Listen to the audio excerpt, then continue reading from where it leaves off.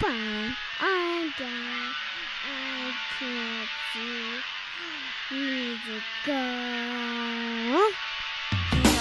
Welcome everyone to the social van. Feeling Kyle sick of the bullshit. So here they are, reppin' C+, ready to turn every podcast to dust. So sit down and shut the fuck up, cause when in doubt, fuck your couch. Welcome everybody to the social van. Yeah. Ladies and gentlemen, this is KMB The Sexy Ninja and the place to be.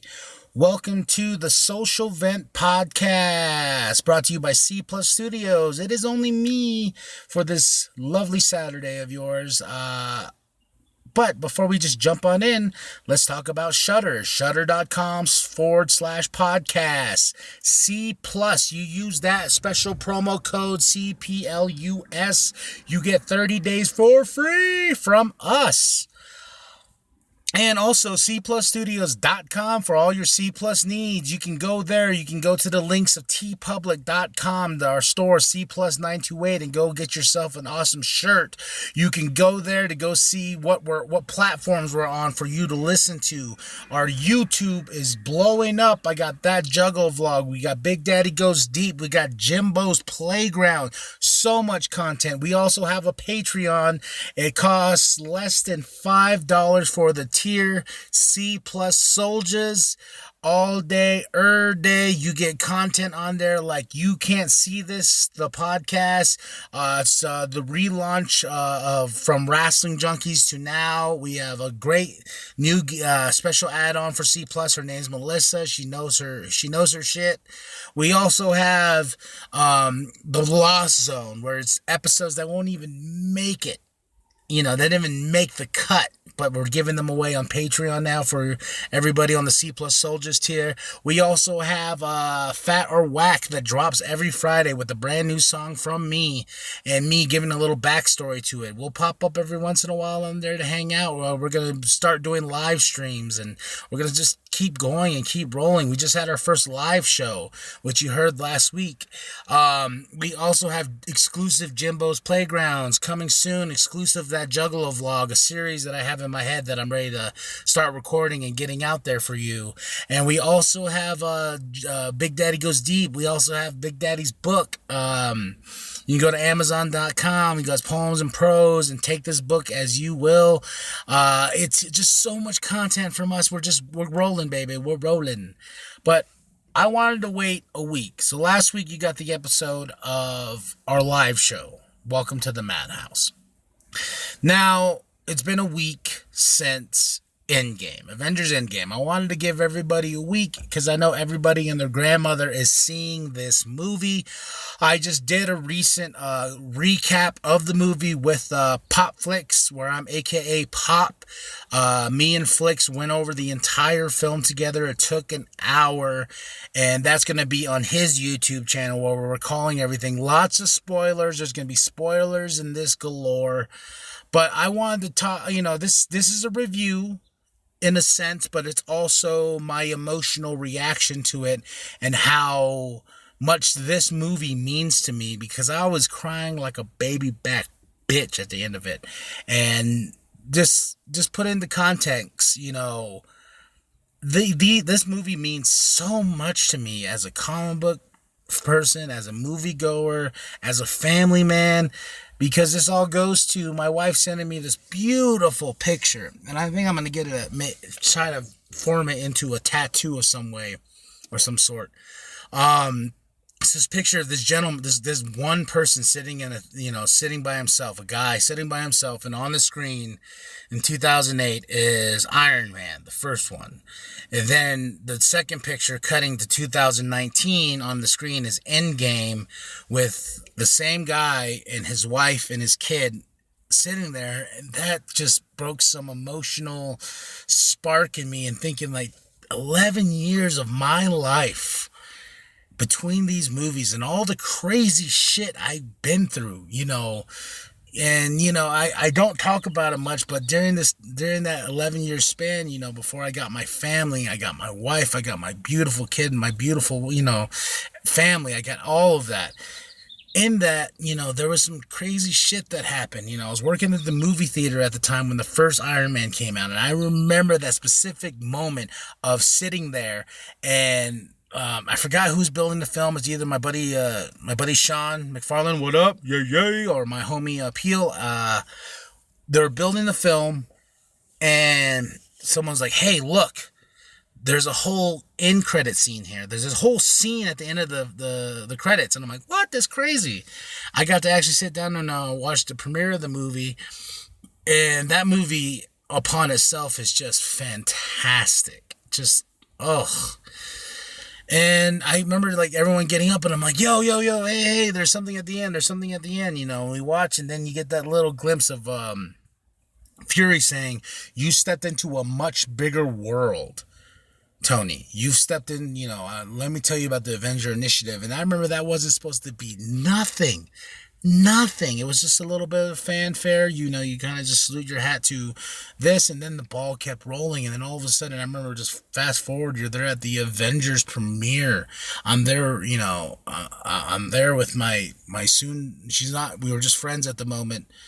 And, our first movies, we were together when the Avengers movie came out. We started dating when Thor came out. Well, no, we didn't start dating. We were just friends when Thor came out. Then, of course, as relationships go. But it's just crazy thinking about it. In between that time, a lot of shit went down in my life. And I just thought about it. And this 11-year span of where I was then to where I am now, I'm a better person now. I got the podcast going. We got all the stuff. We got the joke. Just thinking all that. Not trying to cheap plug anything or some shit like that, but just thinking about all of it. And I don't talk about this as much, but because that little picture, that little meme picture, whatever, alone brought up so many memories that I had to deal with in this 11-year span. Just fucking floored me, and how it all connects to these movies. The MCU means so much to me. And it's not, I don't really talk about this as that much, but I tried to kill myself. I had a really bad relationship, and the relationship broke off. We were still living together, and I tried to kill myself. And, that was probably one of the lowest moments of my life. And I got thrown back to the reservation to go live with my grandparents during this time because, I wasn't emotionally stable to be in Flagstaff. And all that started popping up. And then, trying to go and redeem myself, to be the good man that Steve was told to be in Captain America, the first Avenger. If you're going to be anything, the reason why the serum took to you is to be a good man. You are a good man, and that's why the serum took the way it is, because the serum can go either way. That's why you got the Red Skull, And I took a lot from that movie, there's just so many life lessons from all the movies together that we keep learning, we keep building, as a person. And as these movies went along, I remember sitting at the first Avengers, I was like, no fucking way I would have sat there back when I was a little kid reading these books saying like, oh, there's going to be an Avengers movie, and lo and behold, there I am, and the movie just blew me away. Fun fact too, my wife, girlfriend at the time, we watched the movie a day before the Chinese little crappy thing. And so when Coulson died, I remember everybody in the theater was like, oh my God. And we're like, oh shit. And, I remember like crying. I was like, don't tell my brother, because my brother's going to lose his shit that we watched it before him, and because Avengers was a big deal. And this is the time when we went to that's when they did the 6-movie marathon. That's the only marathon I've ever done for a movie. Oh, besides The Dark Knight, but that's different. 6 movies is a lot of movies. And you think about 22 movies. Hey. But it's just crazy when you think about the aspects of where that first Avengers was a thing. And then, then there's a second Avengers. Then you got Infinity War. And shit got real. You're introduced to so many characters along the way. I remember when Guardians of the Galaxy was announced. I was like, what? And as a comic guy, I was like, really? Guardians of the Galaxy? Fucking floored, man. That movie was James Gunn just did something with that content and making that team something so special. Then he did it again with Volume 2. I can't wait until Volume 3 because Disney made the right decision of bringing him back. And he emotionally got me with that second one. And I cried like a baby back bitch too. And you're gonna notice that a lot when I talk about movies. I cry a lot because I just notice as I get older, that's just what happens. The first phase, then you go through the second phase. I didn't like Iron Man 3 as much, but when we get to Endgame, it's a much bigger story. Growing up with Thor, growing up with Captain, you're seeing these characters grow up in this past 11 years of when this all started with Tony.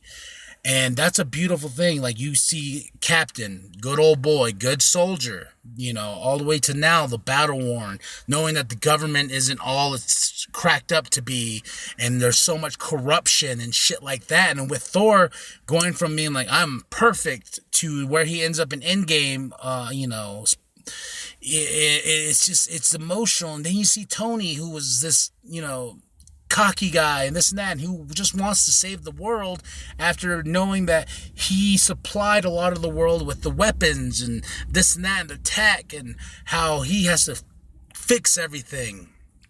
And there's so much buildup being introduced to Ant-Man, where that movie got me too, because you got Scott and his daughter's relationship, and Ant-Man 2 was one of those movies I was like, Ant-Man, are you serious?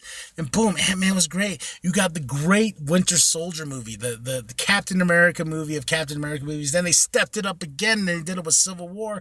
And as somebody who's been reading comic books all my life, I'm like, what the fuck? I'm getting everything I wanted. And some of that resided in anger too, because I was like, this is mine. I used to get my ass kicked for reading comic books. I used to, what the fuck? Now it's a thing. Like, nerdom is a thing. And recently, this past few days, I finally just like, what? With Endgame, it kind of made me see the bigger picture of like, this is an event. This is something special that's only going to come right ever in my lifetime, to where everybody's on board and everybody is together on this. Everybody is happy. This movie is bringing so much positive vibes that I'm seeing it all over. And now I'm like stepping back, and as a person and as a man and as somebody who's getting older, I'm just like, you know what? Yes, I should just embrace the culture instead of just being like, oh, it was mine. Being, I got to step back a moment. I got to get back in that element of like, you know what? This is the reason. I mean, my kid. Then we got Captain Marvel, got Black Panther. Fuck, man. Just Spider-Man finally comes home, Homecoming. And we got all these aspects and building to Infinity War, then taking half the heroes away. And, then you got then the Captain Marvel movie came, and I just lost my shit on that one too. And I know a lot of people have problems with Brie Larson, I as the actress, but the movie itself was great. The movie itself was everything I wanted it to be as a fan and as somebody who just literally loved that character, because I got to give compliments where compliments is due. My homie Sean McFarlane, I hope you're listening to this. He was the one that gave me Miss Marvel. He's like, here you go. He goes, check this out. She's bad fucking ass. I'm like, all right. Checked it out. I'm like, oh my God, yes. And this is during the Dark Reign era, when the Dark Avengers was the thing. And ever since then, I love the character, and the movie did it well. I didn't mind Brie Larson at all. I didn't mind her one bit. People were like, oh, whatever. But fast forward where Endgame comes out, the premiere. We go to the fan fest. It's like $20 a pop. 20, And that was by accident, because we were going to do it in Cine One here at Harkins Theater in Flagstaff. And Cine One is like the real fancy one. You got like the bazillion speakers or whatnot, and the huge screen, and but we got the fan event. I think that was on purpose. That was for a reason, because we had Flicks on duty to get the tickets for Cine One, and then didn't happen because they went on sale at 5 a.m.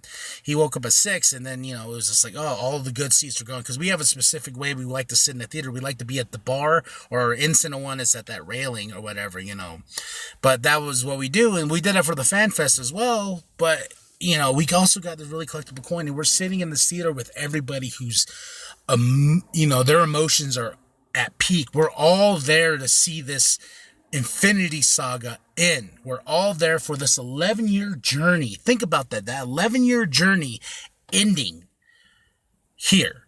This moment with my friends. This moment with my wife who's sitting by me. This moment with Flicks, who I've seen tons of movies with and had a beautiful moment at the end of the film after we're crying our eyes out.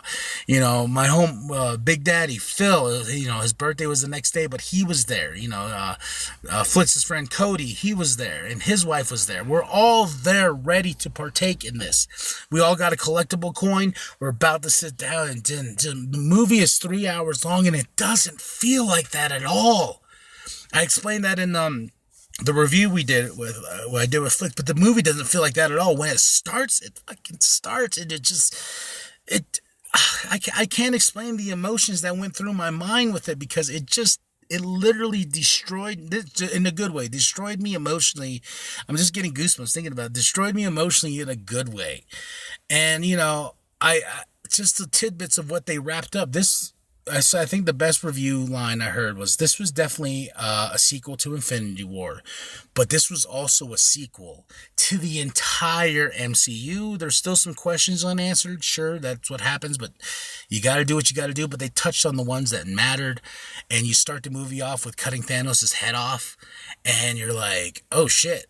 Okay, then Avengers starts, and then 5 years later, and that even got me. I was like, holy shit, you know, and when they're talking about the quantum realm going to be the help for going to the future, going to, you know, time traveling, a time heist, as Scott laid it out. And then the line was like, Back to the Future is a bunch of bullshit, you know, just those little minute things, and just the little way they're wrapping up stuff, you know, and giving Tony that beautiful moment with his dad, you know, and when they went to the base in the 70s to get the Tesseract, and just that beautiful moment, getting the Hank Pym particles, and then giving, you know, Captain that little moment of seeing Peggy, and oh my God, and, you know, then just all these emotions, and then just revisiting these certain points of time with the first Avengers movie, and then the Russo brothers, bringing them back for reshoots so they can do little things where they can have the past selves and the future selves interact with each other, and done it so flawlessly. And then we got a broken down Thor who's looks like the Big Lebowski, you know,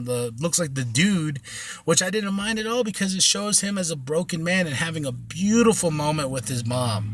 You know, because she died in Thor: The Dark World, but having that beautiful moment with her, having the idea of, like, you know, and then losing Black Widow was a big one for me too, because, you know, she came in Iron Man 2, and I love Scarlett Johansson. I always have, always will.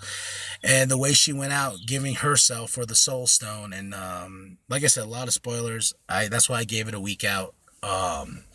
So just all these emotions are building. You're giving all these characters. You're getting it. Then all the stones come back to the base. And the brilliant part about it too is, I remember when Thanos' head was cut off in the starting of the movie, then I was like, oh shit, all right, well, we killed Thanos. And then they're like, oh wait, past Thanos, because Nebula connected with old Nebula when they went back in the past, and Thanos got to see everything that happens up to that point. Got to see his head getting chopped off, all of it. Like, he got to see it all. I was just tingling inside, like, holy fuck, you know, he knows, everybody, get out of here, he fucking knows. And so you fast forward that, you know, and he blows up the base, and my emotions are high, because I'm like, what the fuck, this just got real.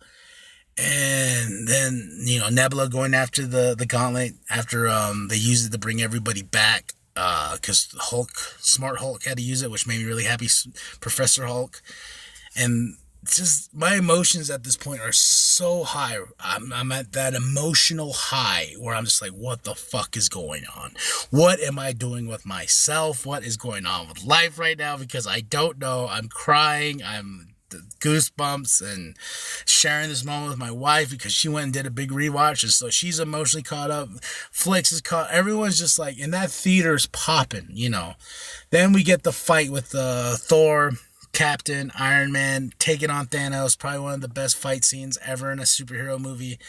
And it's just going, and then, oh my God, I'm just thinking about it. It's about to make me cry. Is fucking Captain getting Mjolnir, you know, he's worthy. And the tease of it since Age of Ultron, when he barely nudged it, and Thor saying, like, I knew it. I'm just like, oh my fucking, that theater exploded. We're like, what the fuck? Yes, so much clapping. We're all together in this moment. That's what's so fucking crazy, is we're all together. We're here. This is our Endgame. in all definition of that title. It's our Endgame right here. And then the big battle scene. Oh my God. And finally getting Captain just saying, Avengers, assemble. And we're like, what the fuck? You know, I'm like, yes. And everyone gets a moment. The ladies get their moment. And then here comes Captain Marvel. She gets her moment. The Russo brothers need to be... someone needs to blow those guys, because with thanks, I will do it. Shit, I mean, thank you for this movie. Oh my God, like you gave everybody a moment to shine. Everybody a moment to shine, and then we finally get to the moment we've all not wanted, but we knew it was gonna happen, but we didn't want it to happen. We're just all tied up. Tony sacrificing himself, and the stones hitting the, you know, and him doing the snap and getting rid of all the Thanos' army. Just that emotion, just him saying, I am Iron Man. That, just right there, man, just how this universe started, just that moment of where Tony's like, it's a bodyguard, you know, in Iron Man 1. He's like, what the hell? No one's going to believe this. And and then he's just like, well, blah, blah, blah, blah, you know, and he's just like, you know what? Screw it. Takes off his glasses. I am Iron Man. Then ending it there with him saying, I am Iron Man. I can't recall, because I need to go see the movie like 20 more times. Like, in that emotion, I'm like, what the fuck? And he dies. And I took it as, you know, when Pepper's like, we'll be okay. You know, him and his daughter. Because you find out Tony has a daughter after the 5-year thing, and him losing and him saving the universe, saving the world. Tony has finally done what he needed to do, and the ultimate sacrifice. And then by far, one of the greatest funeral scenes in the history of... This is one of the greatest movies. I don't give a fuck what anybody says. This is one of the greatest movies I have ever seen. Just because the way it was played out, with 11 years of material to all wrap up in this, in 3 years, the emotional high of everything, and the funeral scene, the Russos cut upping the hill and showing everybody, you know, that there alone, like showing everybody, and then ending it right on Nick, and just knowing like, this is it, this is where it all started, this is where it all begins, everything comes full circle. And then they find, you know, then Steve goes and tries to give he has to go put the stones back to get everything back in order, because what Professor Hulk promised to the Ancient One, and he leaves, and they try to bring him back, and you knew it right there. He's like, no, this is the way we're gonna have Captain leave. And you get old Steve, and that got me all emotional too, because you knew he finally got his life. He said it too. He said it, God, I'm about to fucking cry. He got that moment of saying, like, I finally got that life Tony always told me I needed to get. Tony told me to get a life. I finally did it. And then he gives the shield to Sam.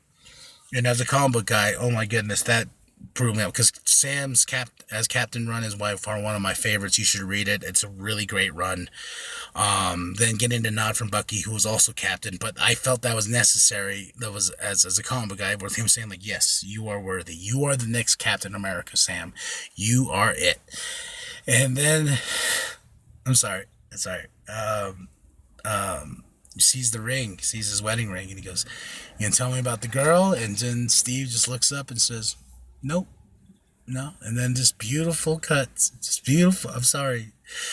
The beautiful cut. And then you finally see, like, rolling up to the house, just the camera alone, rolling up, and you hear the music play, and you know what you're going to get. You know it. You just know it deep down. And he finally got that dance with his girl.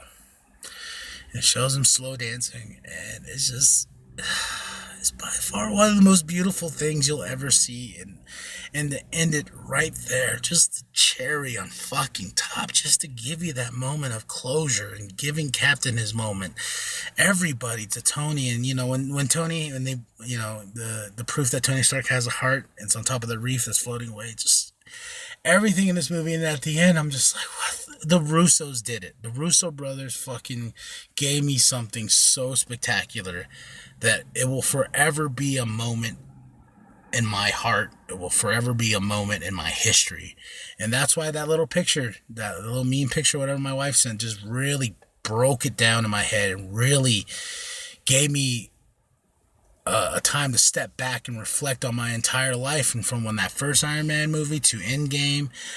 Right now at the moment, I'm like, I don't care where we go. That's why I love that there was no end credit scene at all, because I don't want to know the future now. I just want to be in this moment with everybody. Then having that little moment with Flicks turning to him, and he, saying, you remember when I said in Infinity War, I gave it 9 out of 10 because there's no such thing as a perfect movie? I'm like, yeah. And he goes, I was just proven wrong. And nerd to nerd, guy to guy, we cried. I cried at that moment. I gave him the biggest hug because Flicks is so goddamn condescending and, ruthless in his reviews and shit like that. Like, he's a ruthless motherfucker. But he, right then and there, like, both of us had our little moment together. Big Daddy didn't cry because that Big Daddy don't cry, but he loved it too. My wife absolutely was like, this is the movie. All of us, we were all together in that theater as one, and this was the biggest event of all time. Shit, there's a lot of times, yes, I got Star Wars coming. I don't want to probably be all emotional about that, but this is the end of the Infinity Saga that Kevin Feige, the plant, there was a seed planted that they didn't know what was going to happen. Then it just grew and grew and grew and grew. And now we're here. You got the setup for Guardians Volume 3. We got Gamora back, but in a different way, because you can't trade your, when you die for the Soul Stone, you literally die. And Black Widow's gone, and then just making the emotion, the credits emotional, and everybody getting that's been a part of this universe, and then having it with the main 6 signing off. The signature, their names on the side, and them just standing there, then ending it properly with Robert Downey Jr. saying goodbye. Because I know Chris Evans is done. Chris Hemsworth is off with the Guardians. Hopefully he shows up there, but it's just like, we got this moment of saying goodbye. Goodbye to this beautiful, amazing thing. There's a few flips and flops here, but as a whole, when you look back, that movie has made every other movie so much more personal, and that's fucking amazing. Because I got back, we automatically put in Infinity War immediately right after that, and then all of a sudden I was crying. Then I was crying in tears, and I'm just like, oh my god. And there we go, the experience of a lifetime. My Endgame. And now I got a beautiful wife, got a beautiful kid. My kid wants to go watch Captain Marvel. She's been dressing up as her lately. So now I just got to embrace the fandom. I just got to embrace it now as somebody who just loves all of this. And I'm glad you got to sit with, hear this guy about, I got some tears in my eyes. My eyes are all puffy. Like, the next day it was funny because I was at work and my boss was like, man, your eyes are all puffy. How come? I was like, oh, I was crying so hard last night. And like, at a movie, I'm like, it's more than just a movie to me. It'll forever be more than just a movie to me. Thank y'all for listening. This is this week's The Social Vent, a little shorter than usual, but I just wanted to share my story. I wanted to share my experience and share you my Endgame in all definition, my journey to here and everything I've been through. The ups, the downs, but what these movies all entangled in my life meant when we finally got to the end game. And yeah, I am KMB, the Sexy Ninja. And this is The Social Vent. We'll see you, you'll hear us next week. And that is it. Thank you. Oh, and when in doubt, fuck your couch.